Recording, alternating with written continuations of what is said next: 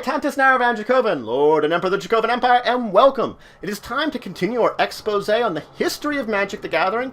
This time, we're talking about 5th edition. Now, this was the 5th core set. It was released in March of 1997, and it had 449 cards. Now, it had no new keywords, no new mechanics. It was all reprint cards from previous sets, and this was actually the largest core set to date. There has never been a core set larger than this one. It was that way because it was replacing both 4th edition and Chronicles at the same time. So it replaced two different sets that were considered core, forming one that was incredibly large. Of those 449 cards, of course, only 429 were actually non-basic lands. The other 20 were basic lands. And this is a huge number in comparison to what 4th edition had with 363 non-basic land cards. Between the two sets, actually only 235 cards were the same, meaning there is an entire another giant chunk of cards which are not the same between these two sets.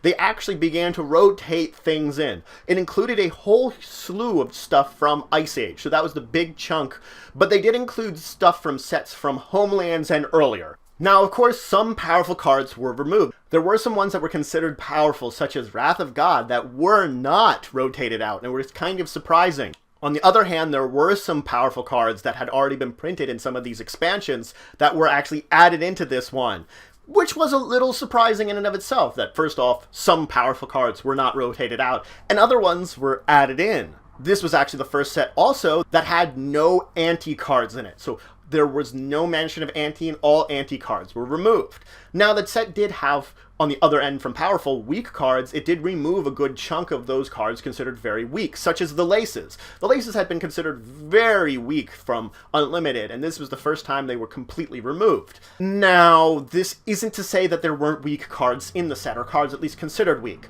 With the amount of cards from Fallen Empires and Homelands, both sets, which were considered incredibly weak and some of the weakest cards ever made, were added in. So therefore, weak cards were seemingly added into the set. So that's why the set itself was seen to still have some weaknesses to it, and there was some dissatisfaction amongst the fan base, because they did see that the weaknesses of some of the Magic cards seen in these two expansions that were known at this point in time were not removed. Now, this is the first core set to see some of the cosmetic changes that were made in Mirage being added into the main set. This, of course, included some small things like easier to see power and toughness, and reminder text, which reminded people what certain keyword abilities did. Now, this set introduced for non-singular colored producing non-basic land. So effectively, if I had a basic land that produced multiple colors or had a different ability than producing a color, it had a bronze coloring to its text box. This ended up being a standard for all expansions until 7th edition, that the non-basic lands, which were not a mono-colored, would have a bronze box, while the mono-colored lands would have colored boxes similar to whatever color they actually were. So white would be white, green would be green, etc. Now, of course, previous expansions had these kind of text box with whatever color was standard to that expansion. So they'd come up with a color and be standard to that expansion. Now, the rules around 5th edition were again refined. They went back into the rules and they cut things that caused confusion and created loopholes. Unfortunately, this didn't close all the loopholes and didn't remove all the confusion. So when people look back at these rules set, they say it is the last version of the old rules. So these were the old Magic rules still, ones that before the major rehauling of the rules that took place during 6th edition. Of course, it had a 60-card starter pack and 15-card booster packs that were sold in 36 in a box, but it also sold a special 2-player 5th edition starter set, which had two 30-card sets, a little information with basic rules and starting your first game, and a single booster pack of 5th edition in it. So effectively, it was similar to some of the starter sets I talked about previously. This one was considered part of 5th edition, that it was a product under 5th edition. Now, they did release some other things. They released their full rulebook and card collection in a separate book, the Official Strategy Guide 5th edition. Now, this is also the first core set that had alternate art for some of the cards that it reprinted in the set. It also had new flavor text to some cards, and the rules on some of the cards were made more concise and consistent, that they were improved and made that they were more understandable and a little more consistent with all the rules of the set. So card text was also improved other than just quote text. Now, also, there was a number of quotes that were taken in from Earth-based literature rather than the literature of the sets. This was because of popular demand for it. The flavor text that was either removed or changed on some of these cards were ones that were either ones that were non-interesting or ones that would be not understandable outside that expansion. So if I took a card out from an expansion and I have a flavor text from that would relate directly to that expansion, I'm not going to understand it as much because I lose that context. They would change them. There were also a number of cards that didn't have flavor text before. That flavor text was added to. Now, there was some discussion because of the changes of art to having a version of 5th edition painted in black, but ultimately because they were only reprints and they weren't actual new versions of the cards, only new art of the cards, it was decided to remain things printed in white border.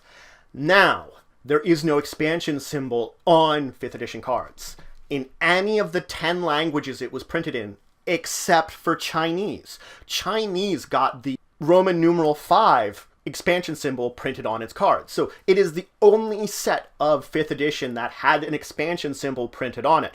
This was released halfway in between the life cycle of 5th and 6th edition when they were released in English. So it was a good deal of time after 5th edition's originally release when this was released. Another trait of this is this 5th edition symbol.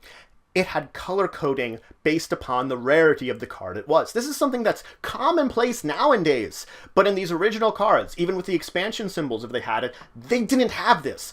You didn't know the rarity unless you had some kind of reference guide or something you could look up to figure out the rarity. Now, the set did have a number of cycles left over from other sets. Of course, it had the Circles of Protection from the original. It had from Fallen Empires, it had both their sack lands and their storage lands. It had the Lucky Charms, again, left over from Unlimited. And it had a number of pain lands, a cycle of those. Ones that you could tap for a colorless or could tap for a certain color and take a damage. Now, there were a number of cards that actually did have their rarity changed, along with all these other changes that were going on. Some of them did get their rarity changes. If they saw that they should be more uncommon, common, or rare, they would change the rarities around. And there were a few misprints in the entire set. So there was a number of cards that had the Portuguese copyright date added to it and not the English copyright date added to it. That's an interesting thing to get. And the other one was in the name of the artist for Drain Power, they spelled his name wrong. So that was a misprint on there. That was the other really big one, is they spelled the artist's name wrong on Drain Power. Now, I don't want to dive into a lot of the cards that are in this set just because they are reprints, but I do want to mention a few which are still important to mention. There's Armageddon. Similar to Wrath of God, this was a card that was thought to have been removed from the set, but was not. So if you're looking for a card that was thought to be very powerful at the time, Armageddon's one. It destroys all lands in play. They had some still big creatures in the set, and a good example is Colossus of Sardia. 9/9 trample, it doesn't untap unless you pay 9 mana to untap it. It was the biggest creature in Antiquities, and the biggest creature at the date it was printed, so they reprinted it and it had new art. Of course, Counterspell is an example of a spell that has new art. Counterspell, countering a spell. Dark Ritual is the same. For 1 mana, get 3 black mana. This one was one that was thought to have been cycled out too, because Dark Ritual was pretty powerful, but it was powerful for a different reason. It wasn't the sort of overpowering card, it was just small, powerful common cards, which were thought, they've had enough of those, maybe they're not going to put them in anymore. Of course, we have Howling Mine. It comes into play, each player draws an extra card on their draw step. You have Ice Flow. Now, Ice Flow, it is an example of the colored text box for a non-monocolored land. Now, you could choose not to untap Ice Flow, and when you had a non-flying creature attacking you, you could tap Ice Flow, make sure it's tapped, and that creature does not untap during its controller's untap step as long as your Ice Flow is untapped. So effectively, you could remove a creature attacking you from combat, and then keep it removed from being able to do anything, well, being able to untap as long as you kept Ice Flow untapped, unless the player had some other way of untapping him, other than untaps. So a card that was thought to be very powerful that was added into the set, this is one I mentioned, Necropotence. Necropotence, you skipped your draw step, and if you would discard a card, remove it from the game instead, and you could pay a life to set a card aside, and during your discard phase, you would return that card from whatever you set it aside to your hand. So that was the way you would draw cards, is pay life, and sort of at the end of your turn, you would get cards. This card was thought to be pretty powerful, and that was why it was thought that it wasn't going to be added in, yet it was. Now, I did want to, of course, mention Shivan Dragon. Now, why am I mentioning Shivan Dragon? Shivan Dragon's 5/5 flyer. You could pay 1 red mana to give it +1/+0 until end of turn. It's one of the ones with the Portuguese copyright date. Shivan Dragon is. And the last one I just want to mention is this set still had the Urza's Lands. Urza's Lands have stayed around, and they're also seen to be pretty powerful, pretty good, but they stuck around. So that's it for today. I've gone over 5th edition of Magic the Gathering, the 5th core set that was released. Not only this is one of the largest sets that was ever released, but it's one of those sets that they were trying to refine what they wanted to do with a core set and also improve the rules itself. They wanted to make things fresher with new quotes, new card art, new little things like that it made a core set interesting again. It shows the evolution of what would become the core sets in the future at this point in time that Magic was trying to evolve it.